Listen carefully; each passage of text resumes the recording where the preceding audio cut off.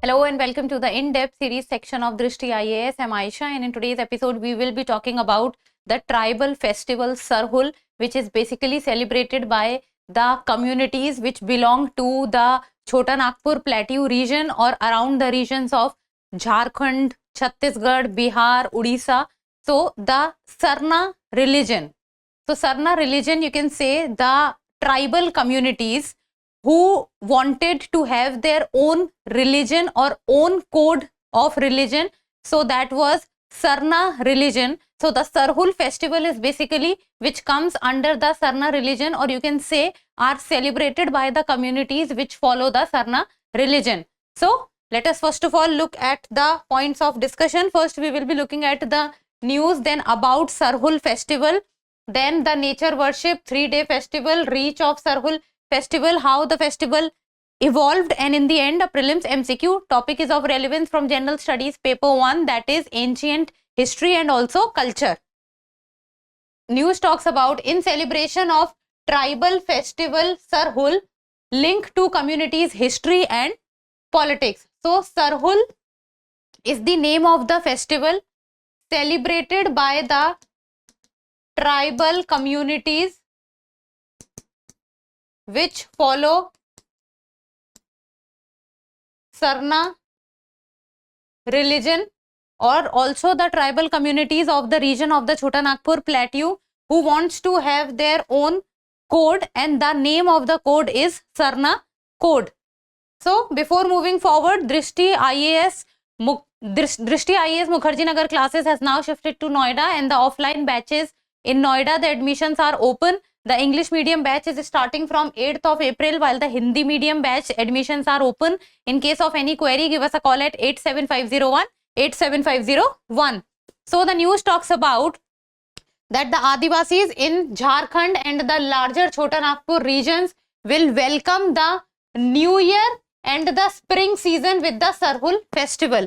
So they will welcome their new year and also the new spring season, and to welcome that they celebrate the Sarhul festival, and that is why the Sarhul festival came to the news. So first of all, let us look at the region. First of all, about Jharkhand. So Jharkhand is one of the eastern states of India, and the bordering states are Bihar on the north, Uttar Pradesh on the north west, then comes Chhattisgarh, then Odisha, then West Bengal. And these are also the regions, or you can say these are also the region where the Sarna religion or the tribal communities which follow Sarna religion are placed, and the Sarhul festival are also celebrated in this region. Now about the nature worship, because within the Sarhul festival the tribal communities, they do not worship deity, they worship nature, and basically it is a tree named Sal. So Sal tree is basically worshipped within the Sarhul festival. So Sal tree are venerated in Adivasi tradition. It means Sal tree is holy in Adivasi tradition. So within the Sarhul festival, it is the Sal tree which is worshipped, and it is considered to be the adobe of Sarna Ma. It means the home of Sarna Ma. Then the deity protecting the village from inclement natural forces. So it is considered that it is the Sarna Ma which resides within the Sal tree, and the Sarna Ma protects the village or the Sarna people from any kind of problem. So what happens in the Sarhul festival is that the worship of the Sal tree takes place, and Sal tree is considered to be one of the most revered, one of the most, you can say, one of the most prestigious and one of the most holy trees in the tribal people. Then it is rooted in nature worship, and it is considered to be the symbolic of union of the sun and the earth. So basically the union of sun and the earth is what is considered what happens within the Sarhul festival. So the worship of Sal tree takes place, considered to be the adobe of Sarna Ma, union of sun and the earth. This is what you need to remember within this. And then the sun and the earth union, how is it predicted? So basically what happens is that the priest of the village, the male priest from the village plays the role of the sun, that is the Pahan. Pahan plays the role of the sun, while the wife of the Pahan becomes the earth. So the male priest becomes the sun or performs the role of the sun, while the wife of the priest performs the role of the earth. Then union is key to all life on earth. So the union of earth and sun is considered to be a key factor while giving life to life. Then it is coming together of sun's rays and the soil. So it is when the soil, on the soil, when the sun rays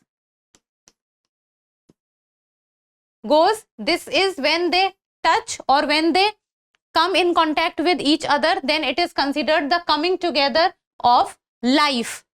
Then celebration of the cycle of life itself. So this sun's rays touching on the earth soil is considered to be the celebration of the cycle of life.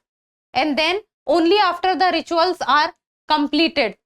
So once all these rituals which we have discussed, once they get completed, then Adivasi folk, they begin to plug their fields. So when the Sarhul festival gets completed, all the rituals get completed, then only the plugging of the fields take place, and then the plugging of the field, sowing their crop or entering the forest to gather the produce. So all these events take place when all the rituals ends.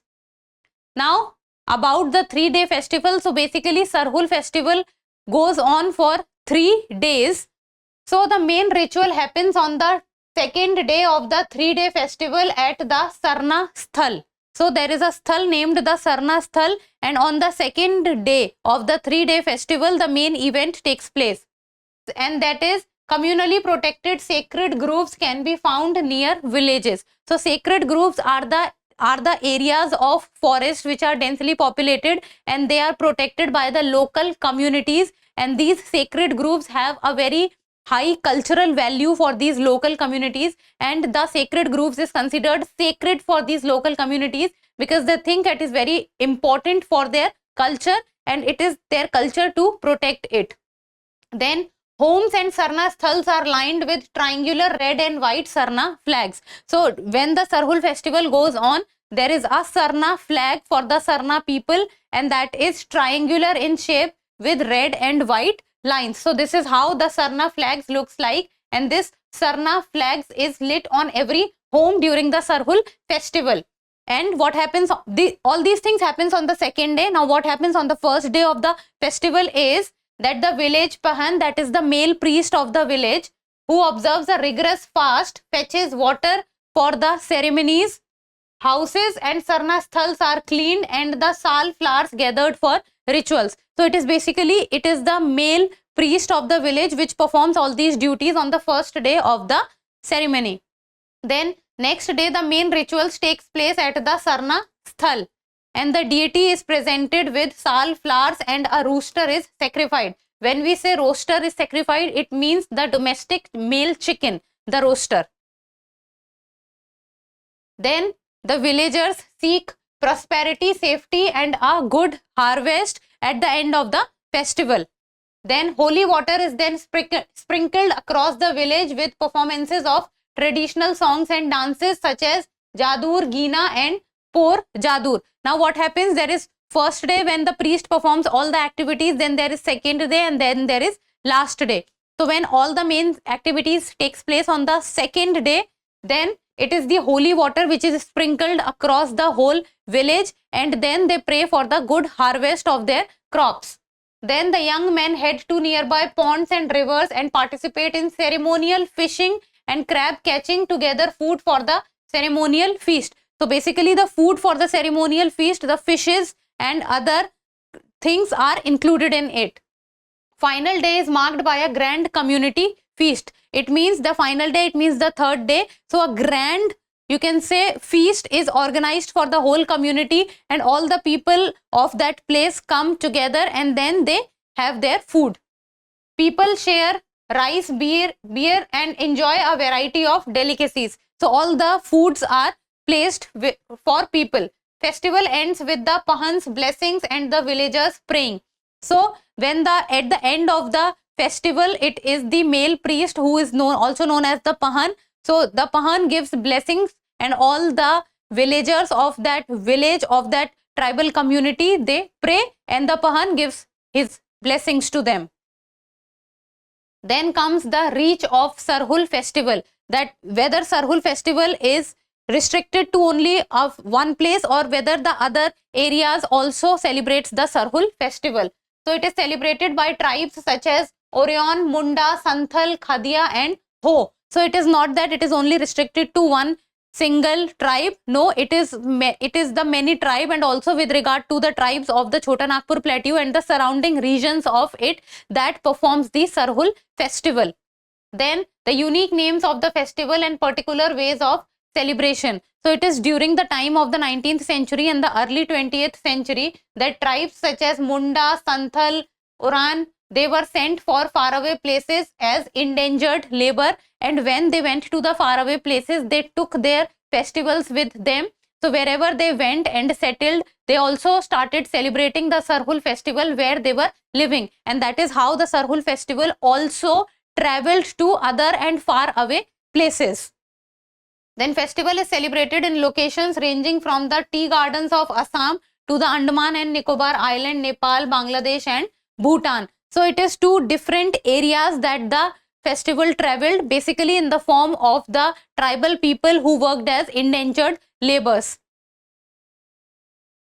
Now, how did the evolution of this Sarhul festival took place? So it is basically during the time of 1960s that the Adivasi leader Baba Kartik Uran began a Sarhul procession from the Hatma to the Shiram Toli Sarnasthal in Ranchi. So it is basically, the evolution started at the time of the 1960s, and then the Shiram Toli site became a major point of convergence for the processions for the people of the Sarna community and also the people who wanted to celebrate the Sarna festival.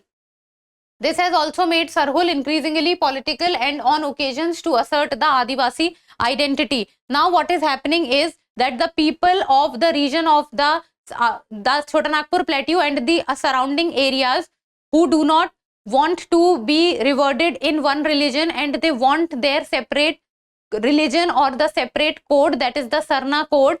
So these tribal people who want their separate code to be recognized, so these people they have a large population. So it is basically about their identity which they want, and that is how the Sarna religion and the Sarhul festival became a part of it. Then Adivasis following the Sarna faith have demanded the inclusion of a Sarna religion column in the caste census of India in the last 20 years, and they have been demanding their own code since a very long period of time, and that is how the Sarhul festival becomes important. First of all, it can be asked in which region it is celebrated, how it is celebrated, what worship takes place, which tree is important, the union of sun with earth in what form. So anything can be asked, and we have very time and again seen that in the prelims examination UPSC has asked questions with regard to the folk music, dance and also with regard to the festivals. And now in the end of prelims MCQ, and like always you people need to tell me the answer in the comment section. So the question reads, the Sarhul festival worships which of the following trees? Sal tree, sagon tree, banyan tree or people tree? A very easy question and we have discussed this in the video. So give me the answer in the comment section. And that's all for today. Thank you so much for watching. Till we meet next time. Keep reading, keep writing and keep subscribing to the channel. Thank you.